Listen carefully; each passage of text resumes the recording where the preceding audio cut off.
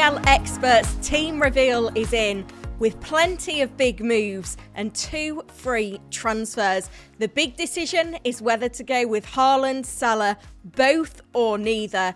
I've put that question to the experts. Let's get this one to 500 likes and subscribe if you don't already. We're on the road to 35k subs. Let's get into it. Starting off with these big head-to-head decisions then, and the first one, should you own Haaland or Salah, or do you need both? Well, the experts are definitely in the camp of both, with 52% saying that we need both of the big premiums in our sides. Very undecided those that think that we don't need both, with 24% apiece going with Haaland and Salah. But yeah, over half the experts thinking now is the time to bring on board both. Will we see that represented in the experts' transfers a bit later in the video? Moving on to the other Liverpool midfielders, and I personally feel like if you do own Salah, then you probably don't need another Liverpool midfielder. I'd prefer to own Diaz over Jota right now, but in terms of the experts, 48% say they would go Jota over Diaz. None of them say to go with both, with 14% voting to go with neither. So maybe there's still credibility in doubling up on the Liverpool attack with Salah and Jota, but it's not essential by any means. Moving on to Newcastle players then. Many started the season with both Isak and Gordon. Now that's looking less attractive. 86% still say to go with Isak, who coincidentally is one of the most sold players going into game week 4, but the experts' advice is definitely to hold. 14% voting to go with neither. So Newcastle United attacking coverage certainly doesn't look as essential as it did at the start of the season. Now moving on to the Manchester City defenders. Vardiol among the most sold, Lewis among the most bought, and that's reflected in the experts' votes. 2/3 of the experts think that Lewis is the one to go for now, with only 14% voting Vardiol. 19% saying that you probably don't even need Manchester City defensive coverage, given the goals that they conceded and maybe their next couple of fixtures. I can kind of see where they're coming from there. Now, João Pedro, the most bought player ahead of game week 4. Welbeck still with a bit of traction though, and again among the experts, 76% would go with João Pedro, but 24% would consider Welbeck. Now Welbeck's been playing further forward, but João Pedro is the one on pens getting 90 minutes. And you look at the other players Brighton have on their bench, Welbeck to me feels like a bit of a minutes risk, but maybe I'm wrong. Maybe it's the experts we need to consider here. Moving on to Arsenal, it's been a tricky week for them. Declan Rice suspended, now Martin Odegaard injured as well. Do we still need to own an Arsenal attacker? Well, 71% of the experts think we do need to go with Saka. In terms of Havertz, less popular here, but interestingly 14% would consider having Saka and Havertz in their team, with 10% going with neither. So, you know, a lot of managers looking at potentially selling Saka this week to fund a move to Salah, and given the narratives and the fixtures, that does look like it makes sense, but the experts still really like these Arsenal attackers. So, you know, just know the risks if you are looking to sell. And then finally, looking at Brentford attackers. So Mbeumo versus Wissa. 86% would go Mbeumo. A small percentage, around 5%, would go with both. Neither is 10% of the votes. Remember, couple of tricky fixtures for Brentford at the moment, not the easiest entry point, but certainly down the line it looks perfectly viable to get those attackers in your team for game week 6 onwards. That could be the wild card window. 77 points from the FPL Experts Team in game week 3 then takes it up to 218 points overall, 1.6 million.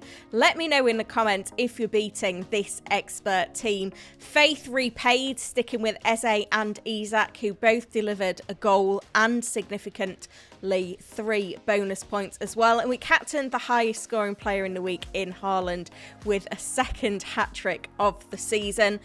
No clean sheets, assists for Robinson definitely helped, and some saves for Henderson as well. And the transfer was Nkunku to Rodgers, which didn't really pay off this week, but hopefully does down the line. No points on the bench, so it's a good job we made that move. It did gain us a little bit. In terms of how things look then going into the league, the experts team is actually 49th in the league of 100 experts making up this panel. Some interesting bits to note though in the league. Mahmood, who runs an FPL YouTube channel, currently remains top. 94 points, 2.3k overall. Sensational start. Has used a couple of chips. We see FPL Tactics still up there as well. FPL Mez is in there. She's done very well this week, once again in third place.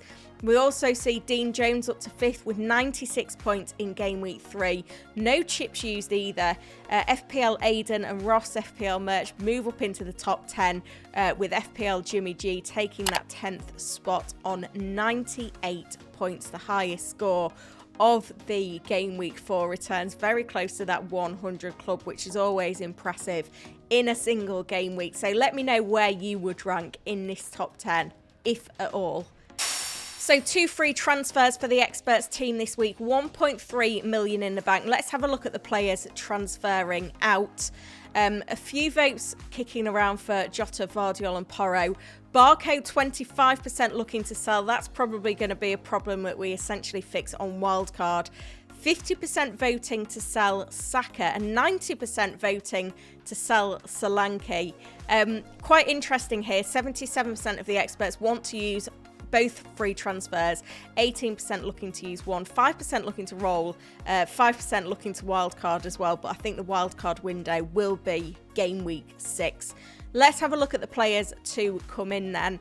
65% of the vote, it is João Pedro as the Solanke replacement, with 50% opting for Welbeck here. 50% looking to buy Salah with the funds from Saka, which is an interesting one, but lots of love for some other Liverpool players, particularly defenders. 15% wanted to buy Robertson this week, with 5% looking at Trent and Konate.